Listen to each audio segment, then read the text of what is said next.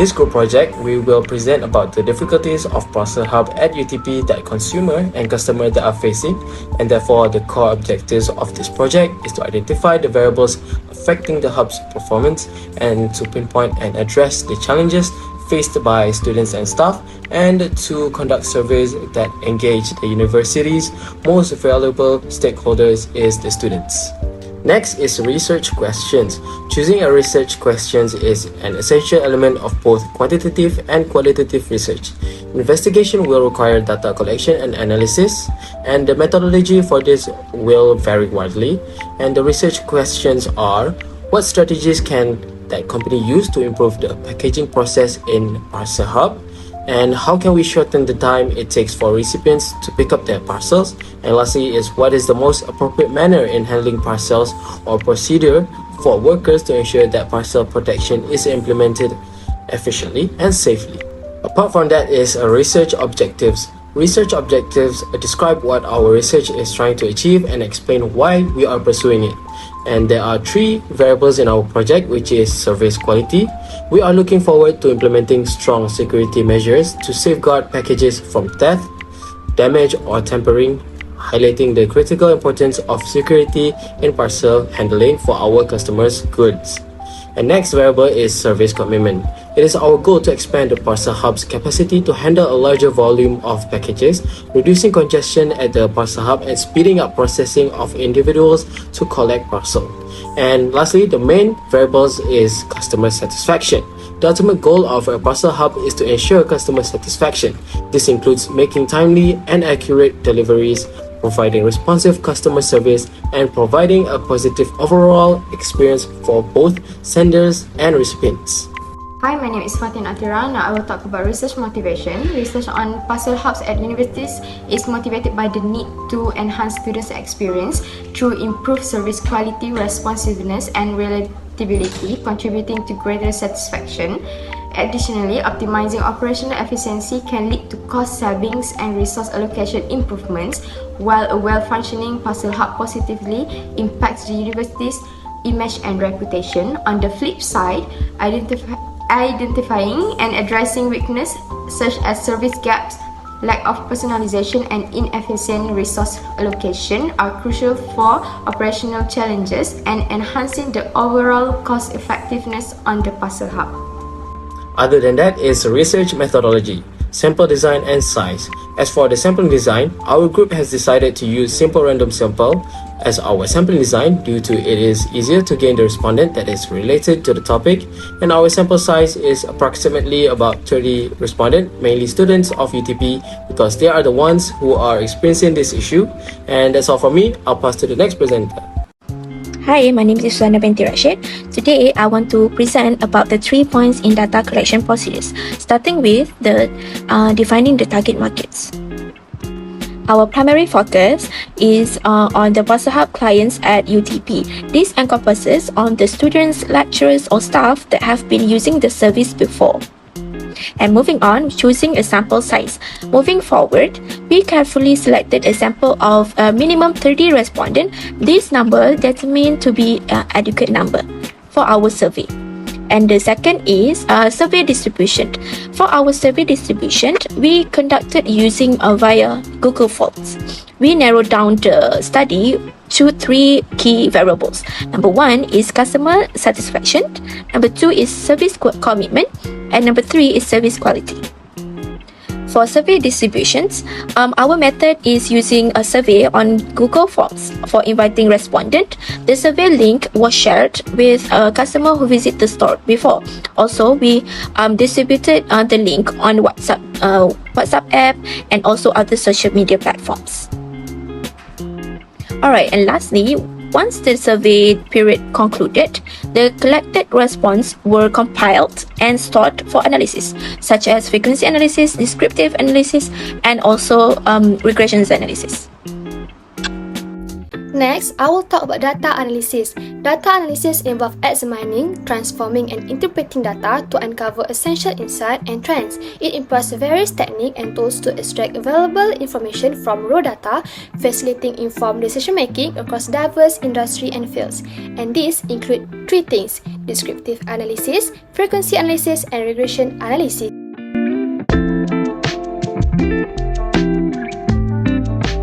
Based on the data shown, mean for the customer satisfaction score at 3.27. The spread of the responses is captured by the standard deviation of 0.94. And straight to service quality, the average score stood at 3.21. Notably, the standard deviation here is 1.05, suggesting a slightly wider variability in opinion compared to other two factors.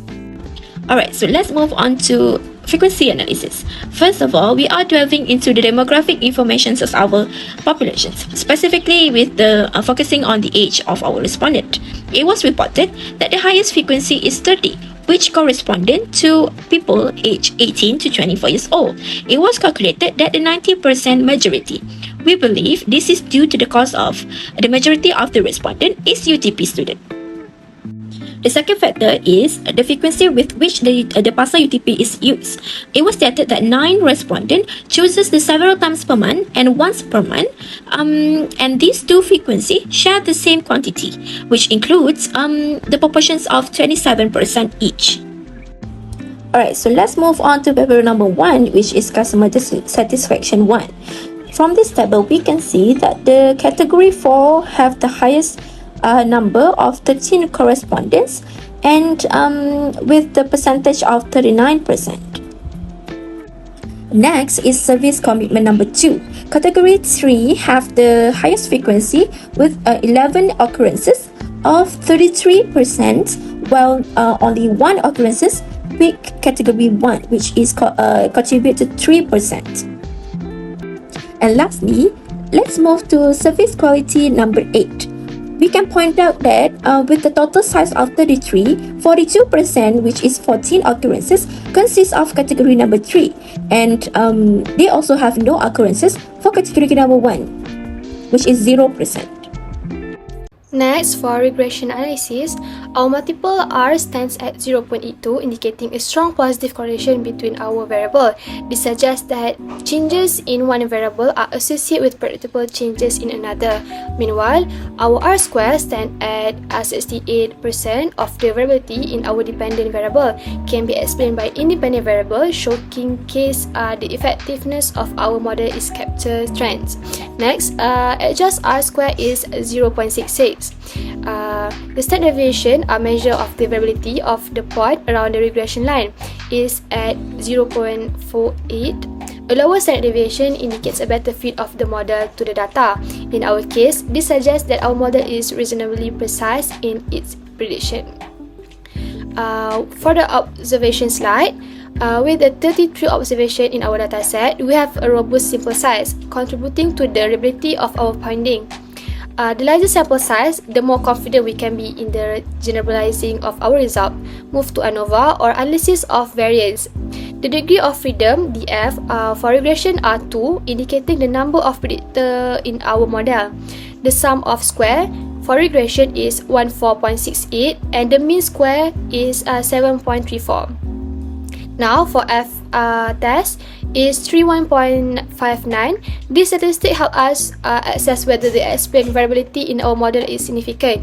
In our case, a p-value is 0.0 or is very close to 0. We reject the null hypothesis, suggesting that our model is statistically significant.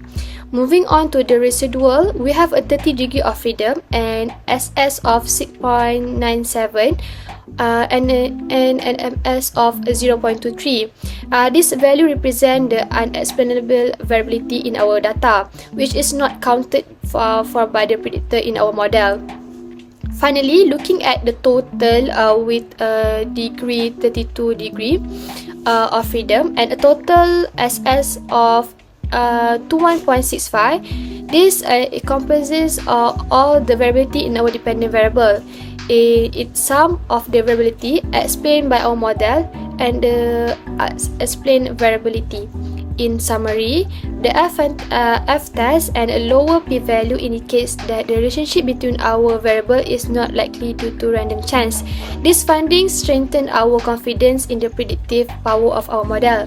In conclusion, first, for our hypothesis, I'm pleased to report that our analysis yield a significant result, supporting H1. In other words, a strong commitment to service positively influence customer satisfaction.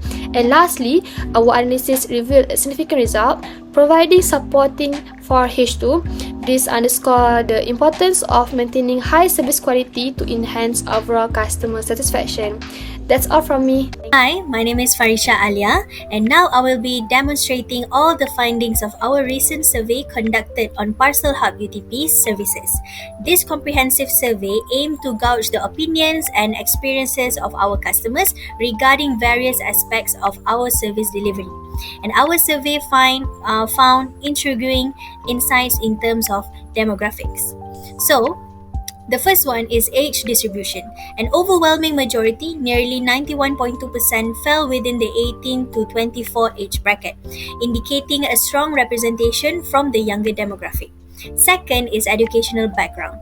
Primarily, there is around 57.1% held bachelor's degrees, and followed by all of the foundation, diploma, and also master's degrees, offering a diverse educational spectrum.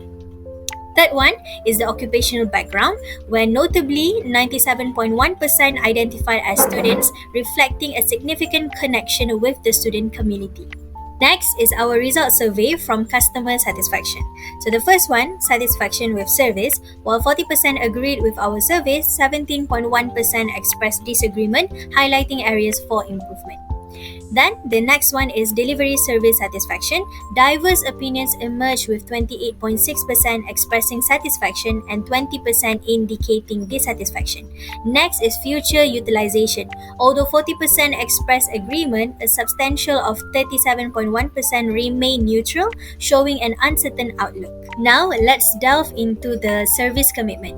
Brand relationship. Our survey depicted varied commitment levels where 22.9% agreed but 14.3% disagreed, signaling potential areas for strengthening brand relationships. Then we have the importance of relationship, with 34.3% voted for neutral and 28.6% emphasizing the significance of this relationship.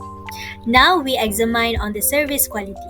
First is worker experience. The opinions we get were diverse, with 31.4% neutral and a split between those agreeing and disagreeing about workers' experience.